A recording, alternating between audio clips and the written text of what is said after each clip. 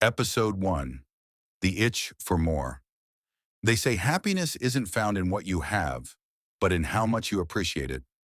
But what happens when a man stops appreciating and starts comparing? This is the story of Michael, a man who had everything he needed, yet convinced himself it wasn't enough. Every morning looked the same. Angela humming to herself, the kids rushing to get ready for school, and Michael sitting quietly, pretending to listen. On the outside, it was peace. On the inside, he felt stuck. Same job, same house, same routine. He started wondering if this was really all life had to offer. Old classmates were traveling the world. New cars, fancy homes, smiles that looked effortless. And for the first time, Michael began comparing his behind the scenes to everyone else's highlight reel. How come they get to live like that? I've worked hard too, Michael thought to himself. What started as curiosity turned into envy, and envy that slowly poisons gratitude. That's when she walked in, Tasha, new to the office, young, bold, and she made everyone in the room feel seen, especially Michael. "Hey, you're Michael, right? I've heard you're the guy who can fix any problem around here," Tasha said, smiling. He laughed. It had been a long time since someone looked at him like that. He didn't notice the danger, because temptation never looks dangerous in the beginning. It looks like admiration. It feels like excitement. It sounds like, finally, someone notices me. "Babe, can you put your phone down for one night? The kids barely see you lately," Angela asked softly. "I'm just checking something for work," Michael replied, sounding distant. Work? That was the new excuse. But the truth was, he just didn't want to talk. He was too busy living inside the what-ifs. What if he'd made different choices? What if there was something better out there? That night, as his wife slept peacefully beside him, he was already dreaming of another life. A life where he felt wanted, respected, excited again.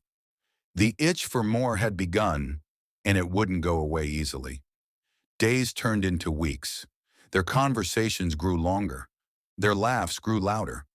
And that feeling, that spark, made Michael feel alive again. He told himself it was innocent, but deep down he knew something was shifting. "She just gets me. We talk about life, dreams, things I haven't talked about in years," Michael said in a voiceover. That's how the enemy works. Not by taking everything at once, but by offering small pieces of what you think you're missing. Attention, compliments, escape. Angela waited every night a little longer. Dinner for 4 turned into dinner for 3, then 2, then 1.